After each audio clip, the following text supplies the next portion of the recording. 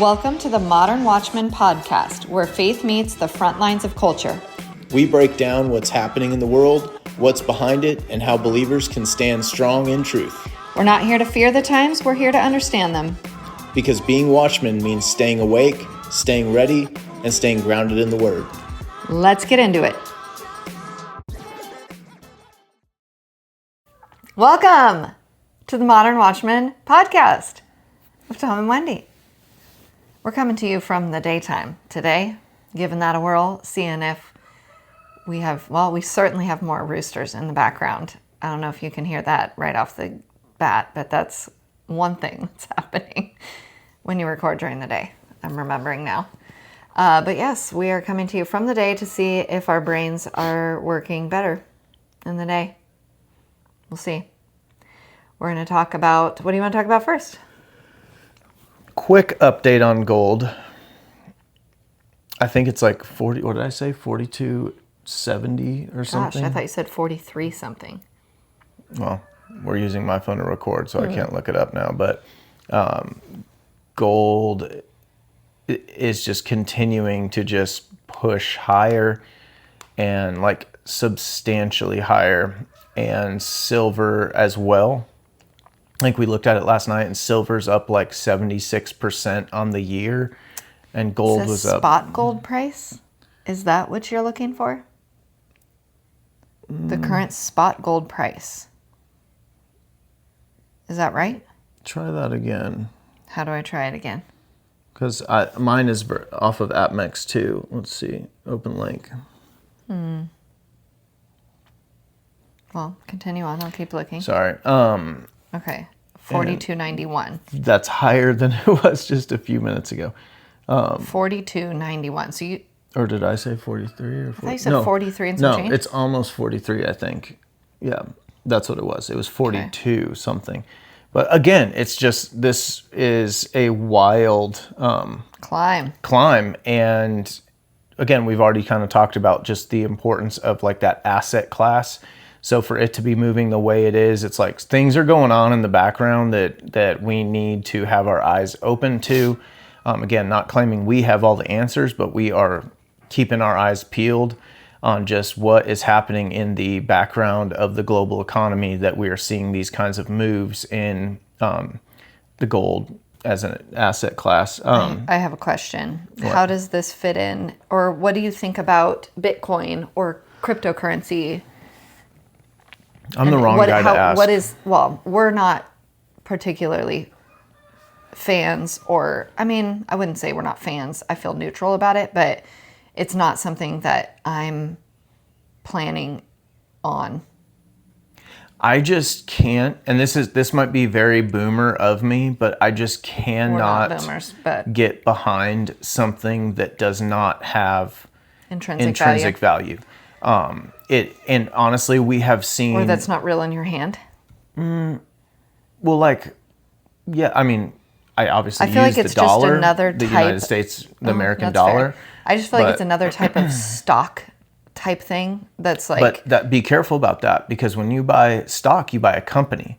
Think about if you buy a share of Walmart stock. Well, they own billions and billions of dollars of real estate. Sure. So even if like nobody bought from Walmart anymore, they have assets that can be liquidated. There is value there. You are buying something actually very tangible on top of just the real estate they own and the trucks they own and all the stuff that could be sold, that is valuable.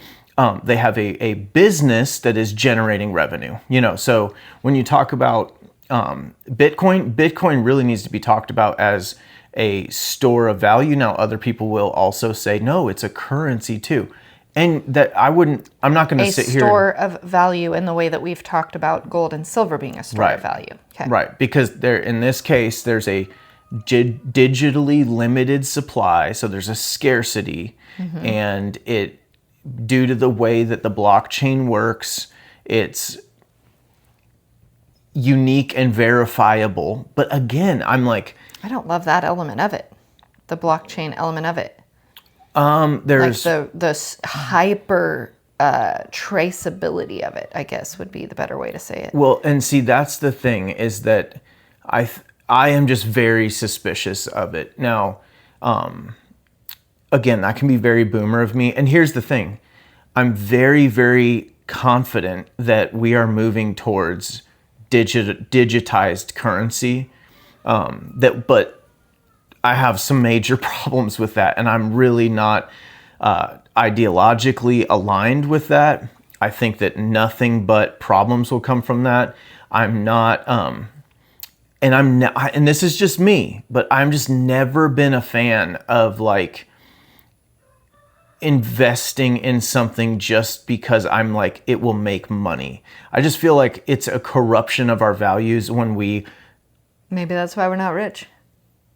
Well, I mean, that's irrelevant, but of whether or not we're rich, so much as like, I don't want to grow rich by corrupting my values. And when I just know something is inherently not good, I don't know. I don't want any part of that. You know what I mean? That's, I guess. Moving towards cryptocurrency is moving us collectively towards CBDC, central bank digital currency. Maybe we're going to talk about CBDC. Well, I do want to ask you for clarity for someone who's not necessarily, familiar or, only just very shallowly familiar with crypto. What is CBDC? What is crypto versus when you speak about digitized money? A lot of people might think we already have digitized money because most of us never hold our paycheck in our hand, right? Like, what's the difference? In a lot of ways, there isn't a lot of difference in that, you digitally transact for the goods you want to buy. So I guess in the simplest way, like same. And not that long ago, there would have been a definitive difference in the dangers of what crypto's bringing from a currency standpoint versus the dollar. But it is worse. But yes, today, Canadians had their bank accounts turned off during COVID because they did things that the government did not agree with. So we already live in a digitized enough economy where that's possible. And those are those things where, like, if you really care, like if you're a radical patriot or just a person who's, let's just say, a radical liberty-minded person who's like, I'm going to do what I can do to not be in the clutches all the time. You should hold some sort of cash or precious metals or something of value. I mean, beans, bullets, that kind of thing. But it has to be relevant. Like oftentimes we get caught up in the romanticized preppers type stuff, and like it's just because it's cool to you. Make sure you're actually being rational about it and you're actually getting something that is valuable. But I don't ever want to just be like, I think as a father and a husband, I don't want my family to be at the mercy of like the government turning off our bank account. Yeah. Like if and well, we are at the mercy of that. We are at the mercy of that. I want to plan for that in some form or fashion. And now this is me who, been to January 6th, spoke openly and we're on the list. Just fervently and loudly during COVID, standing up for people's personal freedoms. So like, I just plan on continuing to be in trouble with the wrong people, to being a problem for fascists and not the fascists that the left is talking about. Oh, the irony. But I don't care who you are. I don't care what party. I am extremely skeptical of both sides there. So I just plan to stand for the truth and liberty. And so if you're one of those people, then we ought to be as prepared as we can manage to be in some way. But crypto... Hold on. Yeah, crypto still. Can we just briefly touch on the suspicious nature in which it came on the scene and this like unnamed creator of said currency and like specifically Bitcoin, I guess. Back in the mid 2000s, like I want to say 2007 or 8, 9, somewhere in there. I forget. Honestly, I might be wrong on that. Bitcoin appeared. And it was basically only in the back channels. Like, you had to be a total computer nerd to even know it existed. There was a few articles here and there about this new thing called blockchain, blah, blah.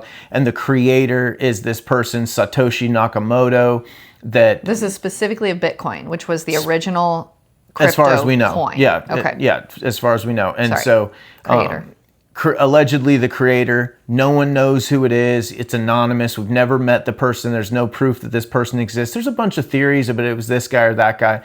But I'll just cut to the chase and tell you 99.9% it was a intelligence agency creation, some sort of DARPA Trial. creation.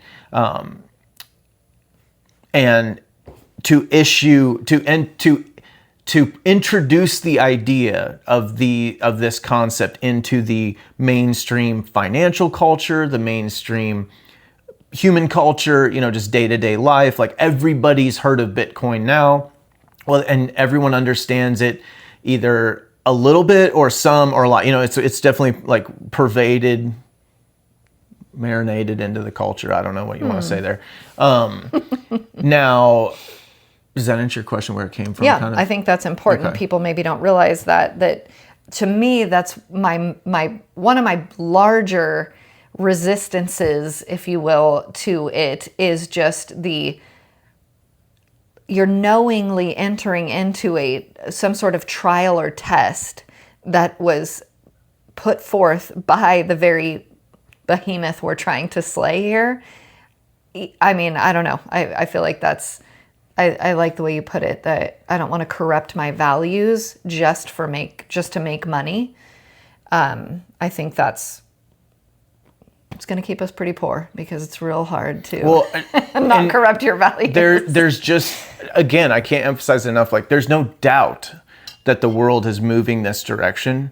And so, like, there is money to be made. I don't want anyone to misconstrue the fact that, like, I don't think it's a bad investment, or but it's just not our it's cup of been tea. wildly volatile, and people have lost fortunes in it. They've made fortunes too, don't get me wrong, but again, I'm just always skeptical because just the fundamental concept of productivity, profit, abundance, it comes from, there has to be value created in something for it to be real. And so I'm just very leery of just this. What we need to look for is the applications where these blockchain, because there's a bunch of them. There's hundreds, probably thousands. I don't know. Cryptocurrency coin. Or yes, of blockchain platforms. I don't even know the right terminology, because some are built to do to act as a currency, some are to act as a store of value. Now, blockchain as a technology is brilliant, and there is a ton of potential applications there from... Can you explain blockchain? Can you give it a definition? Yeah, so basically, I guess kind of use Bitcoin to... It's just like summarize documenting or tracing the... There's just a unique key that's created by computers doing complex math equations that continually leave a unique signature and trail for every interaction or every Bitcoin, and you can break it down into smaller pieces, at least in the Bitcoin space, and it's unique and traceable, but also it's not based, it's kind of like in the cloud, like it's kept on the records of all these different computers that are mining Bitcoin, and it's not centralized yet in a government or anything like that. So it's like freestanding outside of those things, and at the same time, it is traceable. And Bitcoin is the beginning. Like, it's brilliant in and of itself, but there are so many more applications to where you can apply these things. Like, a lot of it, there's some pretty cool ones in the realm of like medical records. Because obviously there's a lot of privacy elements there, but also a lot of need for accessibility there. Because have you ever dealt with medical stuff where like you go to the specialist, they don't have your medical records and like all this stuff, and it's a giant mess. So there's some really cool potential applications there for where your medical records can go on blockchain and be like easily accessible to anyone who needs them, and at the same time very safe and protected theoretically. But then there is the central bank digital currency side of things, which will not necessarily be like Bitcoin. It is going to be centralized and controlled. And here's the key element is that the system knows exactly where each, I'll say Bitcoin, is and who owns it. I just don't know what to do. Well, don't do it in front of my face. This isn't okay either. But the system knows where every Bitcoin is and who it belongs to. And the central bank digital currency would be the same. And so in a world where we have a central bank digital currency that is on blockchain, they will have the ability to, and I'll give you some examples. If you are overweight, they could turn off your ability to buy products high in sugar and fat. If you are a smoker and they decide you need to quit smoking, they could turn off your ability to buy tobacco or nicotine products. Or if they collectively decide that we're off-putting too much carbon dioxide, they could limit how much gas you could buy to limit your travel, your ability to go places. And it's important to note, this exists in China right now. Right now. They have rolled some of this thing out. Now, it's not, and my understanding is it's not, I don't know that it's like everywhere in China. China is a vast country just like ours. Right. It's tied in with the social credit score. Is it blockchained there? Their currency? I honestly am not sure. But the bottom line is that if... It's what they want. It's what we're moving towards. In China, they have cut journalists off from riding the trains or the airplanes to keep them from being able to leave.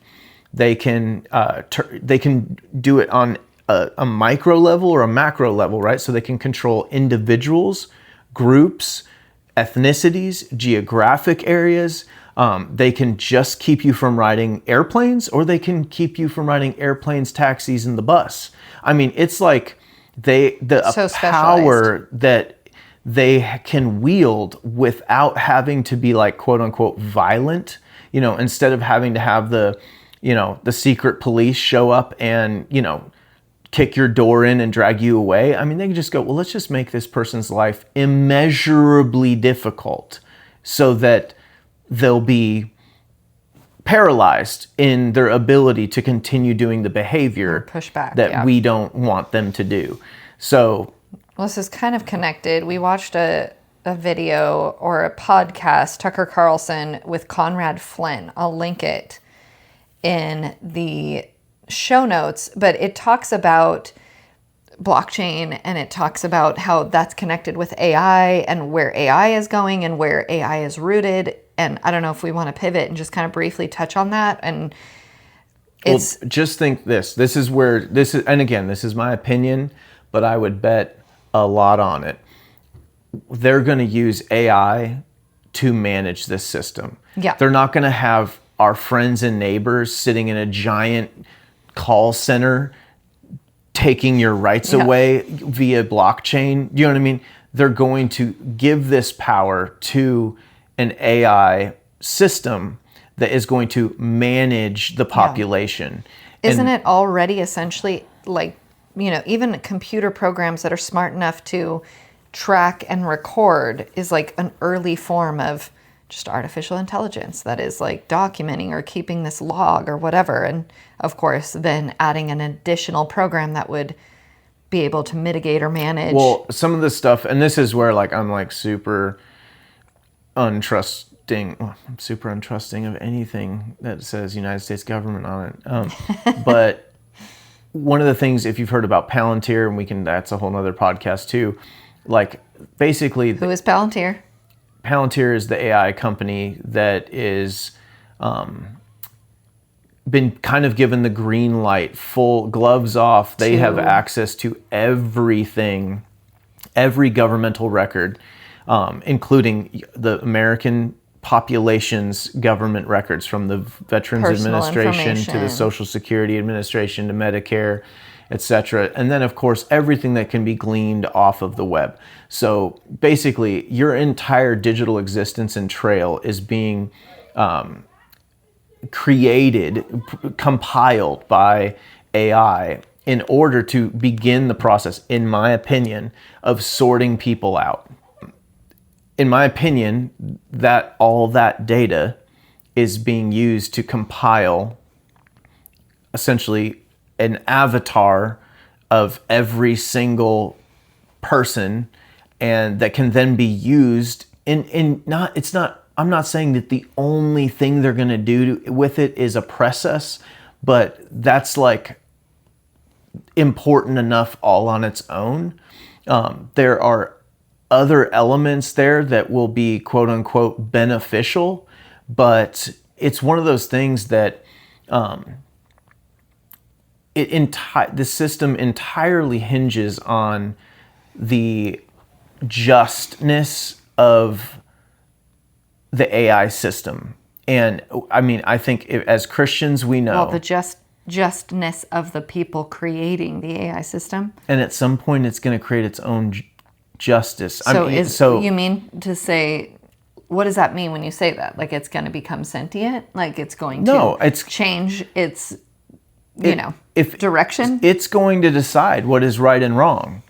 And I think there is like one of the things that we can absolutely stand on as Christians is there is no other justice and righteousness that is truly just and truly righteous other than God's. And we chase our tails as humans trying to create systems that are just and are righteous. And that's kind of what has made America so beautiful is, while our history is littered with injustices, the pursuit of justice, of true justice, has always been at the core.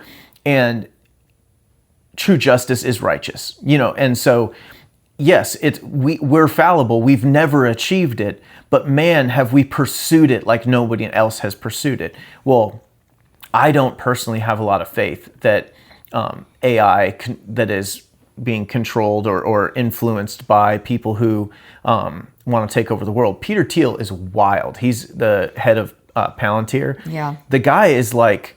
obsessed with the Antichrist, He's for one. Obsessed with transhumanism, meaning the transcendency of humanity into an eternal existence that does not involve Jesus.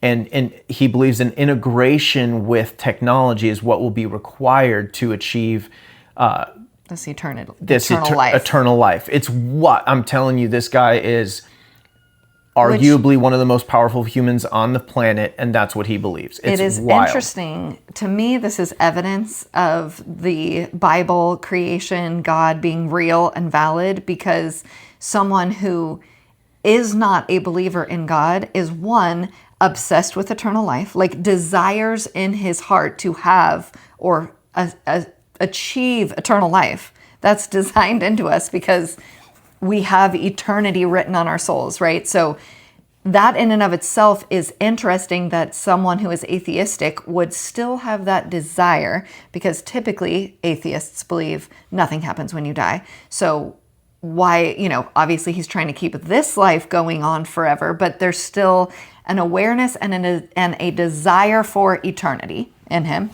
Also, the fact that he's atheistic and yet obsessed with the Antichrist is like, where do you even get the concept of an Antichrist other than from the Bible, from religion, from, that context is the only place it's applicable.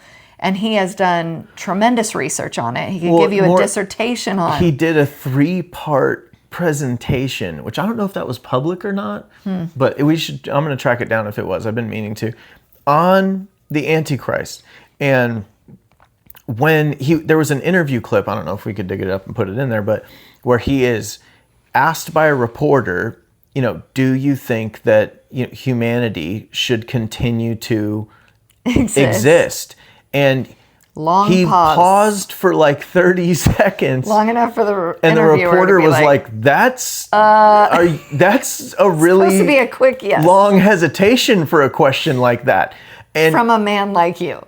And it was just, again, the things that are surrounding this are like the demonic implications. Again, I'm not trying to be all doom and gloom, you guys, but we are living in times that are just absolutely unprecedented. Like, our great-grandparents grew up in wild times in World War II and the Great Depression.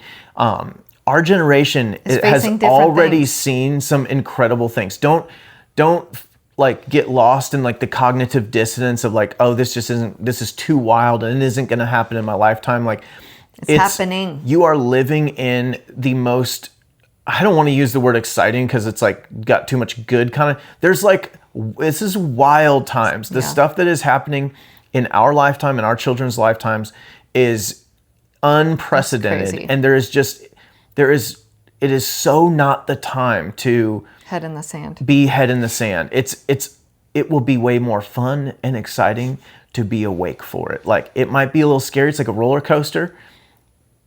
Well, yeah. You can't get off. You're on it one way or the other. The podcast I mentioned that Tucker Carlson does, he talks about like the origins of AI being demonic and like the connections. And I found it really fascinating. I think I'll go back and listen to it again because I forgot about that. That was one of the things I wanted to talk about before. So we should go back and do a whole episode on some of this stuff because, I mean, really, really, I don't want to say scary because it's not about fear, but it's just, I guess, eye-opening that it's unavoidable. Like, we know, like you're talking about. Open demonic influence.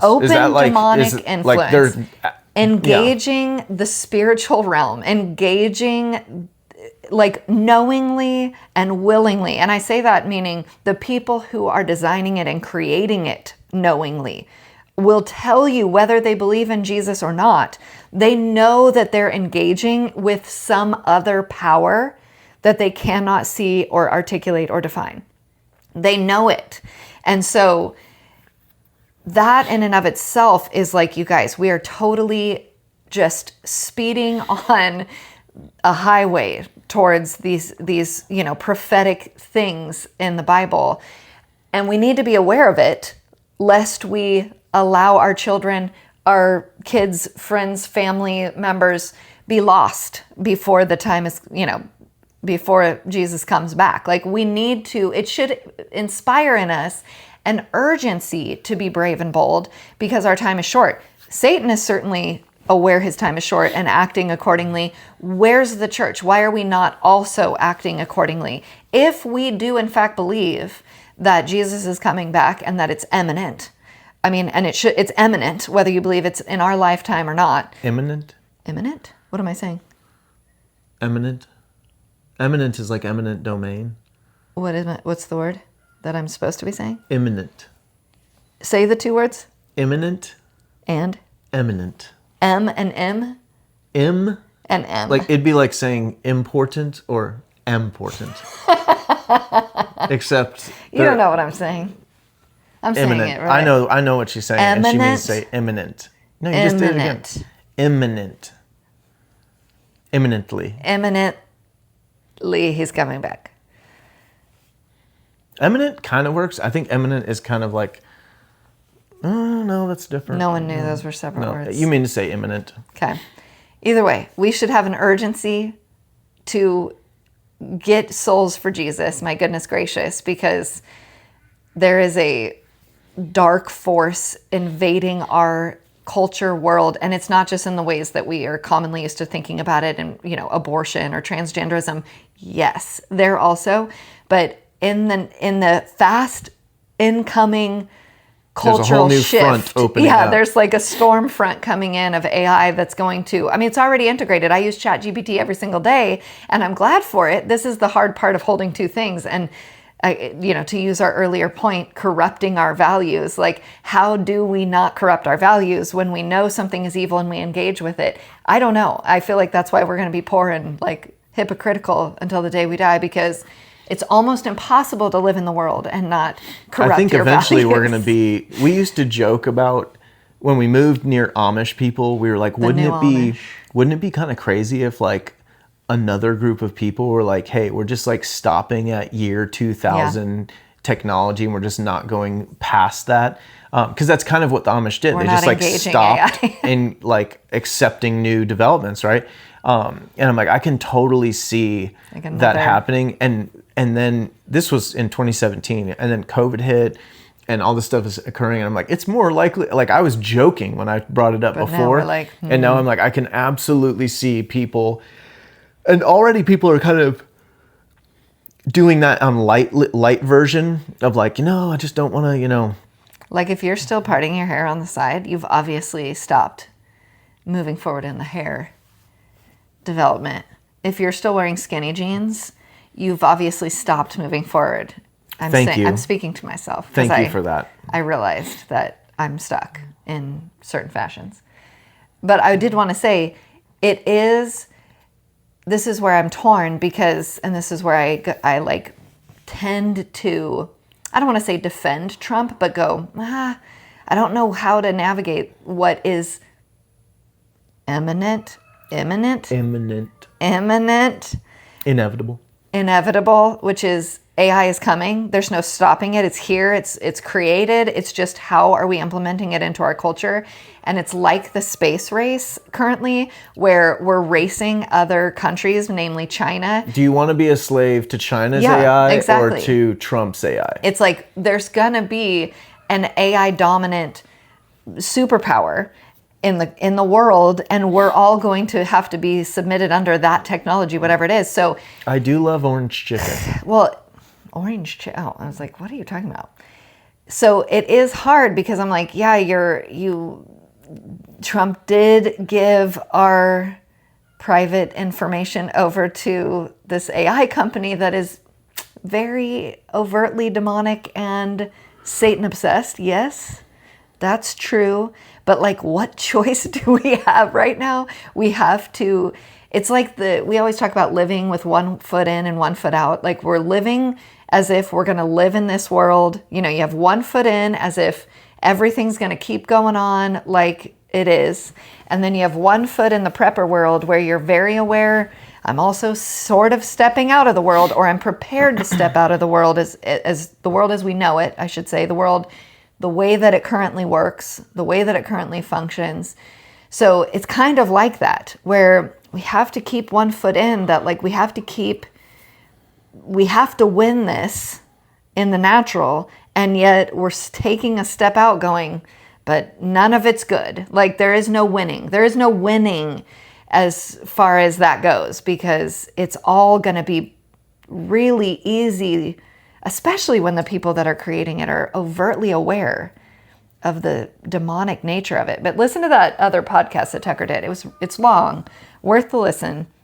It'll give you just some context for what I mean when I say like demonic origins, very much engaging with the supernatural. So to say that is AI going to be sentient, like meaning of its own mind, or of its able to make its own decisions separate from its creator like we are, I don't know. But is it designed in with this other supernatural thing that is going to also have influence? I don't think it matters. I think that it's going to be enough to change our world in a way that is not good, catastrophic to our daily life. Yeah. Like, it's going to be... So how do you feel about using ChatGPT and engaging in AI at all, even in a light way?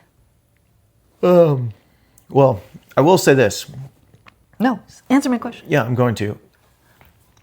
We've also made a conscious decision, Wendy and I, like some people, and honestly, even if you're listening to this, it's probably too late for you too. But some people have made a conscious decision. They don't have social media. And I don't think those people are automatically head in the sand people. Like there are some of those, but we have made a conscious decision to stand in it and be the light. Like, and that's probably going to be hard at some point. Hard, and we've had some hard moments, but God is good. But if you exist already in that system, it has it's gathered. It's already got you. Everything you've ever said in the public. And here's the thing. If you have an iPhone or an Android, it's gathering what you are saying every day. So like, it's one of those things of, so I'm being a little bit nuanced here. You can't avoid it. So just because you're not using ChatGPT does not mean you aren't feeding the beast. Or because engaging in AI. You're these engaging giant in AI. data centers are Sure. to interpret all kinds of information. Inconceivably large amounts of data. Yeah. Well, what data do you think that is? It's the data. It's the collective hive of humanity. It's your every Google moment search. of every It's day. No, it's not even. It used to be searches. In 2000, in 1999, it was your searches. No, I'm serious. Now it is every word that's overheard in the room, and I am dead serious. Yeah. If you don't think we've all experienced this now. Back to Snowden. And even that, Snowden's like old news from what was happening then to what they're capable of now. We've all had it. We're like, oh my gosh, my phone knew that I was talking about, No, it knows what you're thinking about. Well, and the thing is, it's hearing who you're around. It recognizes people's voices. It also can ping other people's phones. So it knows how much time you spend with this friend or that friend or your spouse. And not just how much time you spend with them, it knows how you interact with them. Are you someone who talks politics with that relationship? Or do you only talk about what you had for dinner last night? Like, I'm telling you guys. So your point is, even if you don't overtly use ChatGPT, you're engaging with this beast one way or another by existing. Feeding its existence by having no way to avoid a phone. And yes. And again, I'm not making an excuse for myself. Sure, that's interesting. I'm not condemning anyone for doing it, but make no mistake, it is already pervasive. Yeah. And this is the element that I think is important of like, it's just building itself right now. Yeah. Just think about that. It's just building itself. It hasn't even deployed its bigger mission. It has not deployed. It's just building itself. So on that note, and I think it was a different clip I watched a little while ago that kind of painted the picture for, like you were talking about, our parents and their parents' generations, what they saw and experienced in the world. Well, in the 70s and even in the 80s, when you read the book of Revelation, you had no idea. You couldn't even conceive of a way. Actually, I remember it being said that the only way it could be understood that the Antichrist would be able to communicate with everyone on the face of the earth all at once would be to have some sort of telepathic, power to communicate that way. Of course, now, fast forward a couple generations or a couple decades, we can see very clearly, oh yeah, I can get a push notification to my phone of anything from anyone, like that there's a storm, that there's a kidnapping, there's the communication chains, especially when you think of AI, especially when you think of social media. How fast did it take for the news of Charlie Kirk to reach the ends of the earth? Like literally within an hour, I bet you every single country on the face of the earth had that information, whether it had proliferated to the very, capillaries of that country. I don't know how long that would have taken, but man, we have the ability now through technology to communicate to the entire world almost instantaneously. So now when you read the book of Revelation and you read these things, you're like, okay, now it exists. The abilities to do the things that the Antichrist is going to have to do, that Jesus will do when he comes back, like that is all already in play. Even the idea of a rapture in the 70s, the idea that the church would vanish from the earth, how would that be explained? How would the panic that would come from that? I mean, think about that for a second. And I know if you were a Christian back in the, early 2000s, you watched the Left Behind, or at least knew of the Left Behind series, because I've heard from you. I was not a Christian then, but I have heard of the trauma that you all are still dealing with from that series. So I know you can imagine the idea that if that happens and the church is, vanishes from the face of the earth, and however many are left behind, there will need to be a very sound, articulate explanation for what has happened in order to quell the overwhelming fear that will come in the face of that event, right? And obviously that lends itself to the quick uprising of somebody who has the answer. Someone is going to have the answer, and the entire world is going to listen and look to that person for, oh, you have the answer, you're giving me comfort, this makes sense to me, what happened, got it. Read the book of Revelation. That's how it's going to go down. There's going to be somebody that's going to know what happened and give comfort and rise to power. And then, lo and behold, they're going to say, worship me, I'm your Lord. All that to say, we now know that the technology exists for these things to happen very clearly.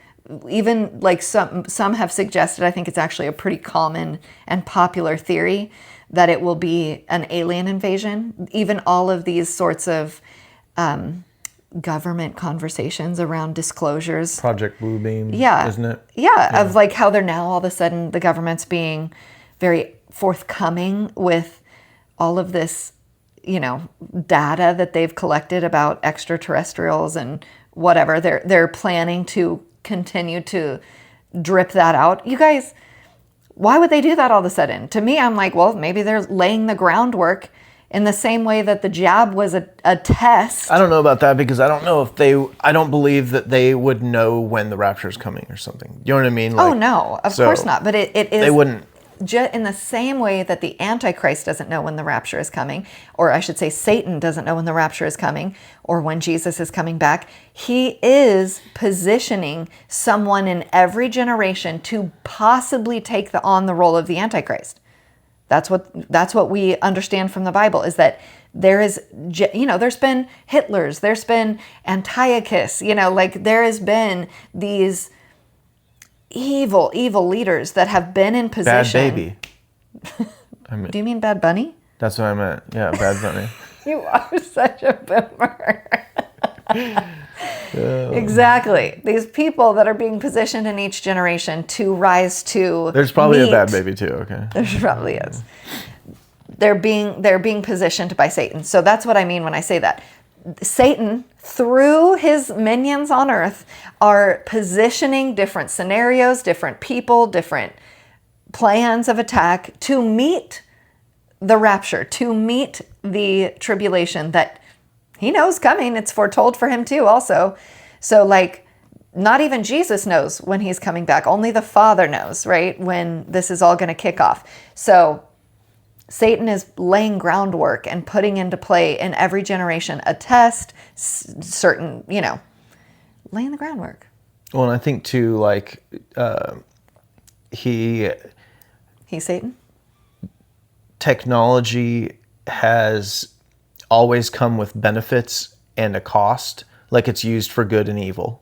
You know what I mean? We make nuclear power, and we make nuclear bombs. That kind of concept that at every breakthrough of humanity's, guns have fed people, millions of people, and guns have killed millions of people. And you could just apply that to every single element. Yeah, I mean, drugs, vaccines, chemistry absolutely has saved lives and cost lives. Hundreds of thousands of people die of overdoses. Humans are sinful. Hundreds of thousands of people.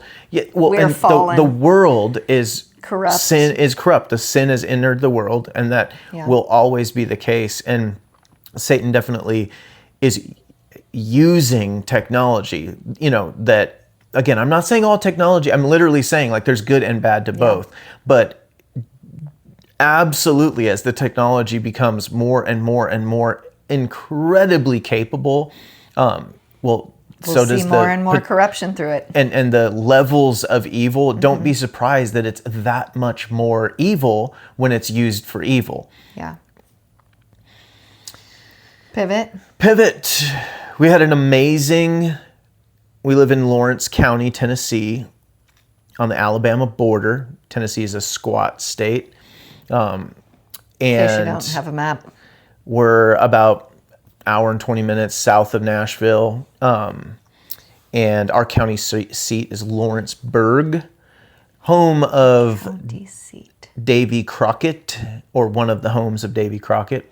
That's where he was a congressman, was from our district, correct? I believe so, and we have a statue of him in our town square. We have a state park named after him where he actually had a mill on Shoal Creek.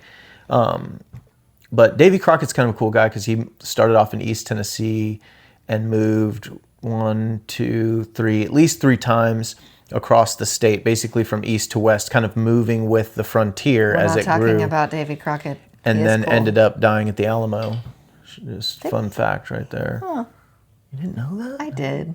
I forgot. It's incredible. He's the man. Either way. We did a memorial vigil on the National Day of Remembrance for Charlie Kirk, which was just 2 days ago as we're recording this.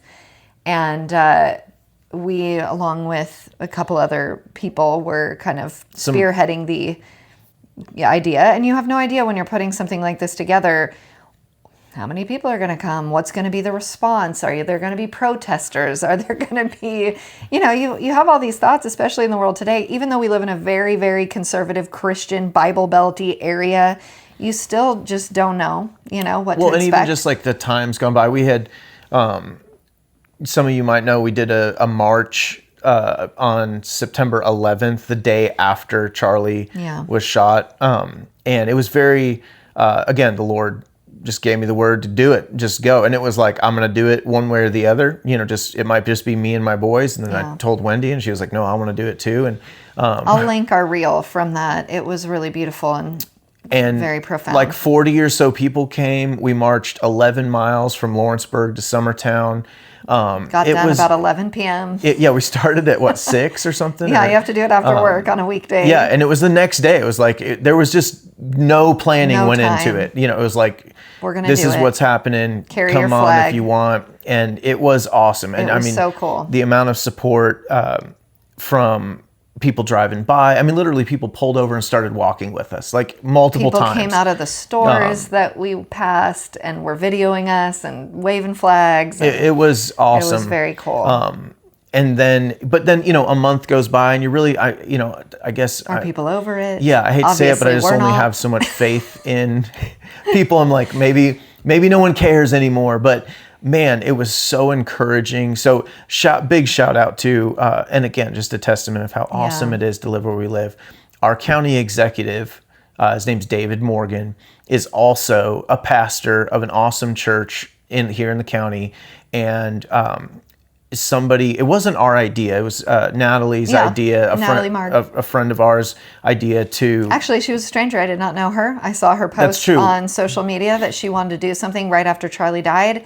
And I just messaged her and encouraged her and was like, I will help you. Tell me what you need me to do. And we only just met in real life like a week before we put on this event. And I would say we were the least involved of the parties 100%. Involved because she definitely spearheaded it. David probably most of all. He got other pastors in the area involved, brought in the worship team. Of course, we had attended an event the Sunday after Charlie died, the Sunday of the memorial in Columbia, Tennessee, nearby, where we go to church and worshipped on the square. And so we had kind of an idea of what this could look like. And I ended up getting in contact with the person that put that on, which I'm now friends with her. Because I'm like, and this is my encouragement to you guys. If you see people doing something that you want to cheer on, please reach out. And even in the very least, even if you can't offer help or financial support or whatever it might be, just say, thank you for doing this. Like I'm glad you're doing it. I want to encourage you to keep doing stuff like this because man, anytime you step out to do something, you're getting hate for it also. So you just need to remember that we need to encourage people who are doing the things that we see as important. So anyway, I reached out to that girl in Columbia who would put that on. And I was like, I need to know you. We need to go to coffee. We did. We spent a 3-hour coffee date together, getting to know each other. But I was able to reach out to her and I'm like, what did you do in Colombia? We're going to cut and paste. Like, we literally hired the same people, the same big TV monitor screen, the same sound guys. Like, we just cut and paste what had already been done. That's the beauty of this, guys. You don't have to recreate the wheel. Usually, you don't have to recreate the wheel. Someone's already done it. And so we just kind of did it again. But again, it's over a month later. And also, before I let you pass, I'm going to pass it back to you. Someone came up to the table we were selling, the freedom shirts. Natalie's daughter was selling them. And someone, came up and wanted to buy them. We sold out them almost immediately. And she said, I almost bought one, and I just thought, no one in this county is going to do anything for Charlie. Nobody cares. And I thought she was glad. Obviously, she was attending the event. She was glad to be surprised that people were doing it, But my first thought was, why didn't you? Like, if you thought, man, no one's going to do it here, like, that means God's saying, if that burdens you, then you are the one that's supposed to step out. You're the one that's supposed to make your voice known. You're supposed to be the Natalie that throws up something on social. I want to do this. And then we need some Wendy's to slide into the DMs and be like, yes, let's do it. I'll help you. What do we need to do? So I thought that was interesting because I'm like, there is a spirit where people do feel like, a lot of people feel like something needs to be done. Someone needs to say something. Someone needs to do something. And then we don't think that we're the one that's supposed to do it.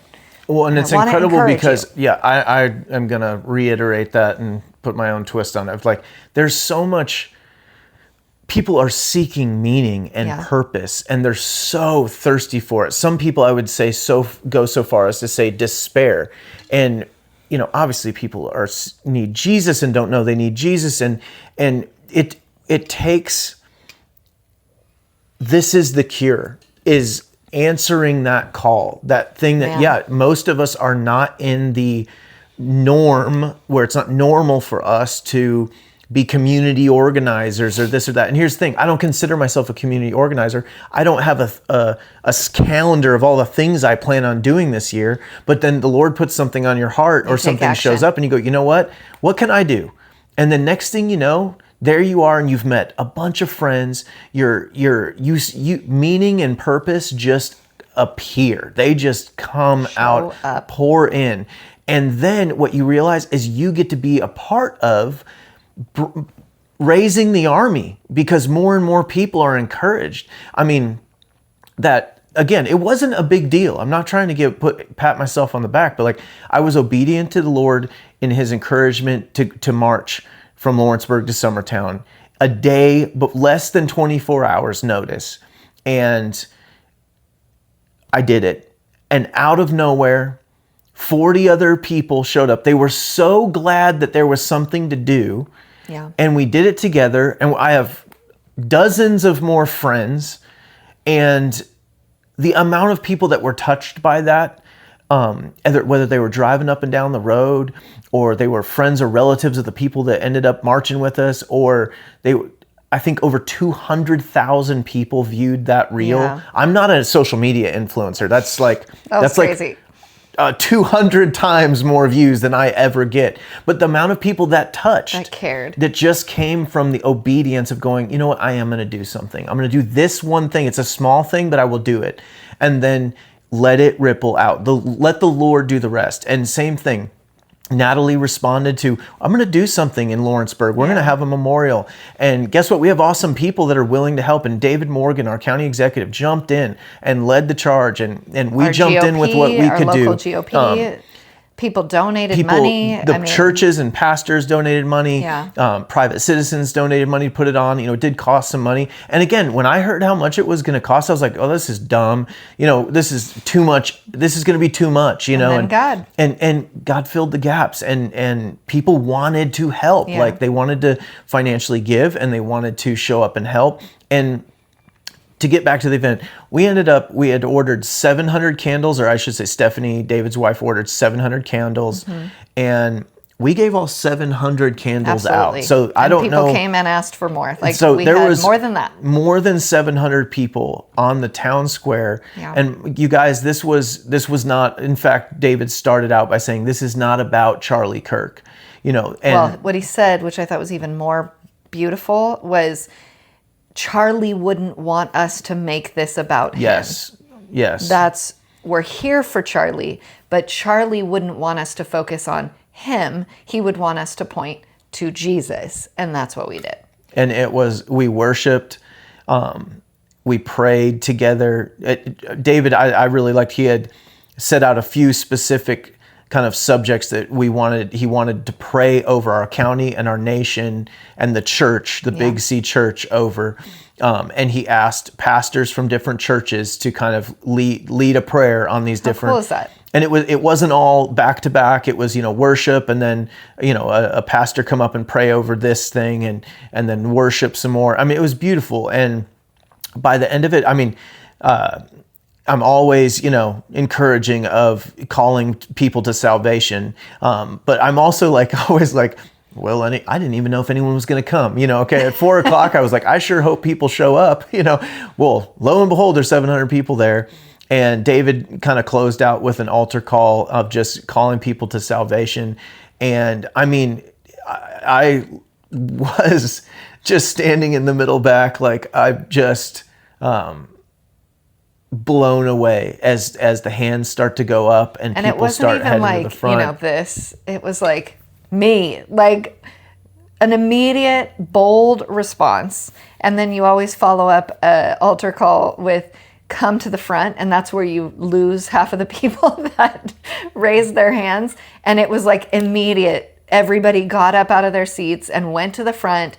And, then David says, all the pastors in the audience, if you're a worship leader, come to the front. We need people to pray over these people. And again, when you have my girlfriend asked me after the fact, like when you have a public response like this, where's the follow-up? Where's the discipleship that comes next, And I'm like, well, that's what was happening there, is these pastors go introduce yourself to this person that just gave their life to Christ, get their phone number, know who they are, be a part of their journey from this point forward. It's not just about, yay, won some souls, carry on. It's like, this discipling that happens after this moment, that's important, But one of my girlfriends, Jackie, maybe 2 weeks before the event, text me and said, I feel like we're supposed to have the opportunity for baptism on the square, for people to respond. And what she said was, we need to be prepared for God to move in ways we haven't seen him move before. We just need to be ready for that. We need to anticipate and not put God in a box of like, well, if you follow up on come to church on the third Sunday of the month, we do baptism. It's like right now, let's just seal this deal, proclaim your faith boldly. And so I was like, gosh, I love it. I'll shoot that to the group text and see if we can't figure that out. And, David gives me a little heart or whatever. I never heard anything else about it. And lo and behold, they brought that out there. And I saw probably 7, 8, 9, 10. Lo and behold, they had a portable baptismal. They are ready to roll. This wasn't their first rodeo. Okay, I love it. In the public square, baptisms are happening. And it is just like what Charlie talked about, that the church isn't supposed to be happening in a building. You're not supposed to be ministering just to the people that are willing to walk in the door of a church. Because let me tell you, there's a lot of people that have been hurt inside the doors of a church, or do not feel like they are allowed to step into the doors of a church. They don't think they're invited. They think they're too far gone. So we have to take the church out of the church and go meet the people where they are at. That's where you see this response of people that are hungry for the Lord to go, yeah, it's me. I'm ready. I want to do that. I want to get in the tub right now. And I'm telling you, every single person that I saw get baptized would not be what you would typically think of somebody that's giving their life to Jesus, right? Like from the outer man, our favorite thing to judge by, you would not necessarily think that's the next Christian, right? That's the next person that's ready to get into the Word of God. And we have just got to shake that spirit off and have new eyes to see what God is doing and who he's calling, because it isn't necessarily who He's called in past generations, or the people that we would say, oh, those are the pure and the holy, right? He's not here for the pure and the holy. He's here for the lost, right? He's here for the sick. So it was super cool to see just on the public square. Like I said, Charlie would say, that is what the church is. It's meant to be on the public square. That's why he felt so passionately about Christians' involvement in politics, specifically because politics shapes our culture, our world. Like, who's supposed to be influencing that, if not those influenced by the Holy Spirit? Because if those influenced by the Holy Spirit are not influencing culture, do you know there's another spirit that is influencing culture if it's not the Holy One? If we're so blessed to not have this dynamic, but when you say, oh no, we can't have a pastor as our county executive, because he's a Jesus guy, we need someone who's secular for that role. Like, well, what do you think you get when that's the case? Instead, we have a community that's thirsty and willing. And I mean, I'm talking the whole community came together, and the governmental wing of it was present. There was actually a medical emergency on the square. Is that what happened? That's what happened. And EMS came in. They were awesome. They came in quiet. I mean, you literally wouldn't even have known they were there because the kids told me. But they snuck in the back. They served this person, helped them out, took them away, and got them the help they needed. And it didn't disturb anything. Not that that's like the important thing, but like you wouldn't even have known. They just came in, knocked it out. The fire department, Lawrenceburg Fire Department, had raised their tower ladder and put a massive flag up straight ahead down the street. That was really cool. Our sheriff is awesome, John Myers. The law enforcement presence. I mean, excellent. Presence was outstanding. I mean, there was plenty. They shut the whole square down for this event. The entrances with, fire engines and police cars so that there wouldn't be any nefarious actions. They had guys on the roof. They had guys on. I mean, this is the kind of. It wasn't a church event. This was a community event. This was just people coming together. But my goodness, look, a responsive. The Holy Spirit showed up. I mean, in such a big way.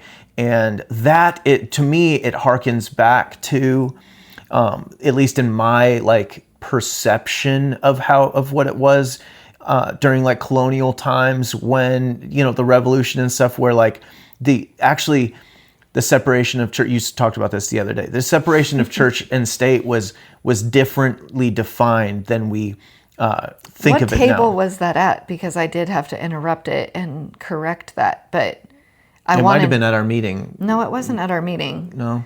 It was at lunch. It was at lunch after church the other day. But either way. No, it was at our small group. But I did want to say there used to have to be. Is that right? No, nobody knows. Profession of faith in order to take office.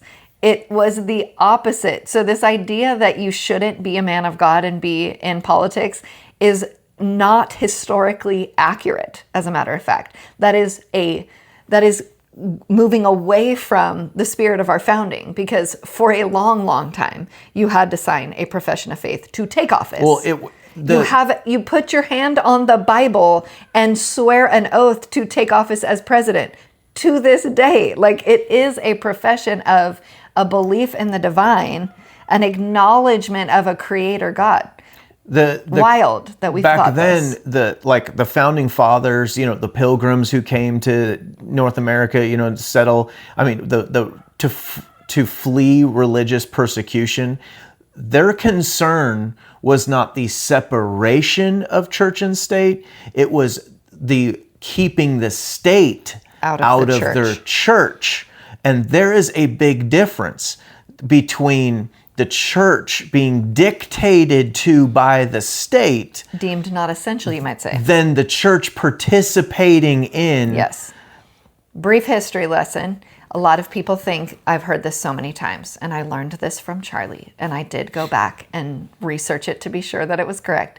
But that language, the separation of church and state, Like you said, most people are applying it the wrong direction. It's not in our Constitution. Most people would be surprised to know that. It's not actually even in the Federalist Papers, which is where people think that it is. That's where I mistakenly said that it was the other day. And then I was like, wait a minute, no, it's not. It's in the letter that Thomas Jefferson wrote to the Danbury Baptists to encourage them to support the Constitution with a promise that the state would not be involved in their church, because that was their concern in supporting a federal government. Was, I don't want to do that because now the federal government will have a say in my church. And Thomas Jefferson is saying there will be a separation of church and state, meaning the state will have to stay out of the church, not the other way around. Let it be clear, spread it around. That is a fallacy used in so many false arguments. That's worth your hour listening to this podcast. You're welcome. Right there. I learned it from Charlie. Come on. You know what I heard? What? On the Charlie Kirk show yesterday is, again, we're talking about the evils and the goods of AI. They were like, we need a Charlie ChatGPT. Like, we need to, and I was like, what an interesting idea, because one of my first thoughts when he passed away was, when he was murdered, I'm sorry, we have to use the appropriate language, was, I wish he would have written a book, or maybe someone can write a book from Turning Point as like a curriculum on how to debate these issues, because he had so much knowledge and he had done so much research, and he knew the logical argument debate, like the philosophical history behind debate, and how you can persuade someone with logos and all of the things. He knew so much. I think that he would say that, like, he was a student of Aristotle, Plato, Socrates, and that's how to do it. Yes, like, of course. Don't shortchange yourself and just get his primer. No, totally. But like, when you, like, especially right after he was murdered, a lot of people were coming on and talking about the personal side of Charlie Kirk and like who he was and what he did with his time in his day. I'm telling you, I'm a disciplined person and I feel like I can accomplish a dang lot. I don't come close to that man. I do not come close. He was given, this is my thought, he was given a supernatural ability to utilize every second of every minute, not just in his own power, but in the community that he intentionally surrounded himself with. He had the means, because of his action, he had the means to say to an assistant, I need you to read this book and give me the Cliff's Notes so that I can have the information from this book, in addition to reading his own books, right? Listening to his own books, listening to lots of college courses, ironically, Hillsdale only.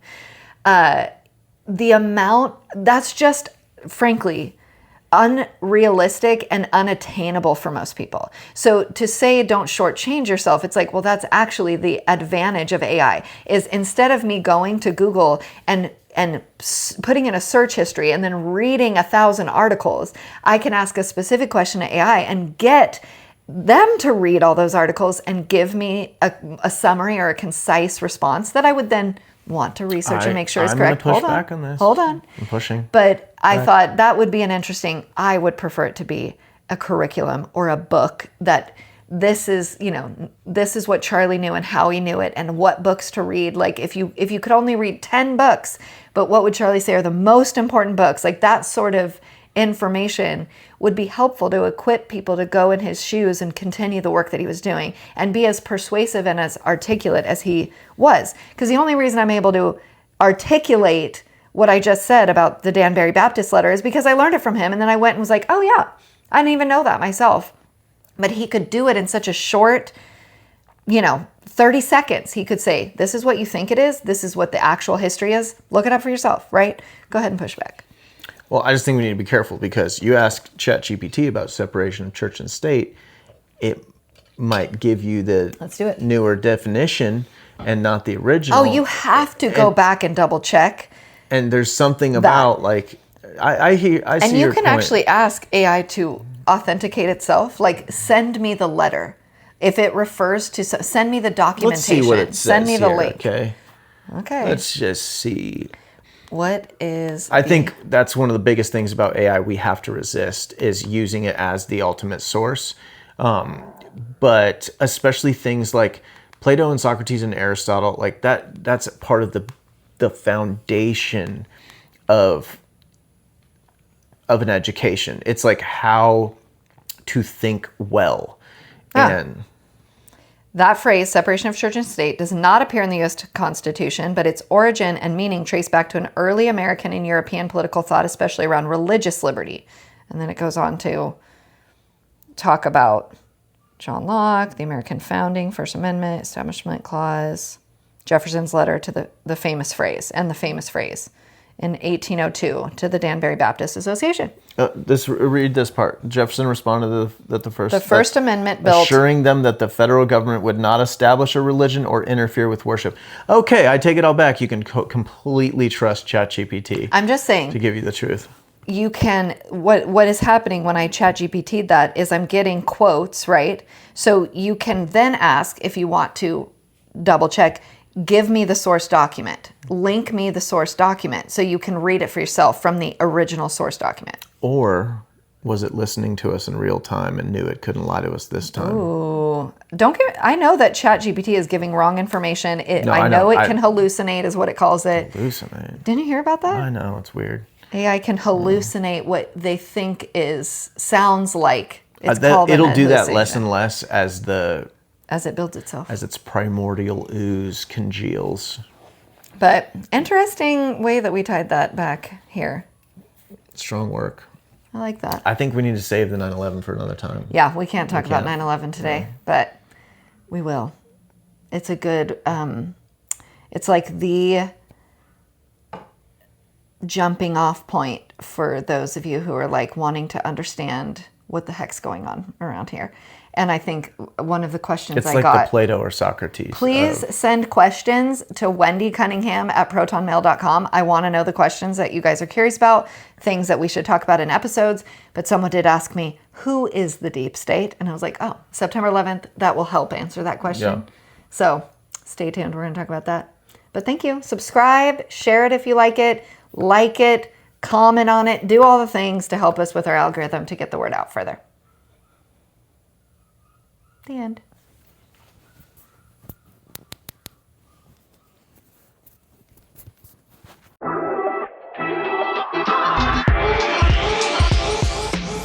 Thanks for joining us on the Modern Watchman podcast.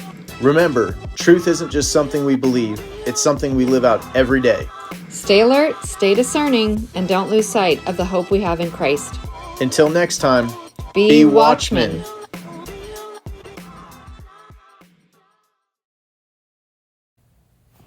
All right, well, it worked for me. September Am I allowed to wear a hat? Memorial. Just today? I don't care. Is this the first time you're wearing a hat? Yeah, I don't wear a hat at 11 o'clock at night, usually. Really? I didn't know that. Why not? Why do you wear it now? Because I had it on today. Why? So now I have kind of a hat hair, so... I mean, I could do this. Why do you put it on? Why do you put it on? Well, you don't spend much time out in the sun, but it's actually nice to, like, shade I don't. your... What kind of an accusation is that? An accurate accusation. What are you doing in the sun I all walked day? out to put hay out for the cows, get on the tractor. Merritt was going to put hay out. I was going to watch over him. Instead, I put on I was like, sunglasses. it's bright. That's what I do instead. But you know what is all... So... Yeah. Yeah. I'm just curious. Is it a hair thing? Is it because you don't want to like have weird hair? No, I like the shade of that. Like, first of all, I'm fair-eyed. I'm a blue-eyed person. Me too. What am I? Am I not fair-eyed? Is that what you're saying? We already talked about this a long time ago. The day we got in a fight on the Truckee River or something. You had like I think we got in a fight. Maybe not. On the Truckee River about my eyes? Well, we didn't get in a fight about your eyes, but we went tubing on the Truckee River and we talked about how you have like stormy ocean eyes. Mm-hmm. They're not fair though. You just said you have fair eyes or fair blue eyes. My eyes are twice as blue as yours. Okay, I'm not saying I have blue eyes. I'm saying I have fair eyes. Anyway. I have sensitive eyes, okay? So do I. Wear sunglasses. I mean, it's fine. I don't care that you wear a hat. It's interesting that you don't wear it at night. Okay, it's all about the sun. Good information. Sometimes you take it off when you drive. there's sun. You're not always facing the sun when you're driving. Sometimes I've had my hat on for too long and I'm like, I need a break. I'm going to just take this off, throw it on the dash. Fascinating. Usually I Does put it back itch on you? within... No. I feel like my hats itch me sometimes. September 11th. Memorial. What else? Gold again? I mean, more of just an update on that. But again, it's just so fascinating to me. We're not starting. Are you starting? Are you starting No, right now? let's not start. I was just getting clear because then when I start and you're like, I don't know what we're talking about. Which is normal. That might be our shtick, okay? All right.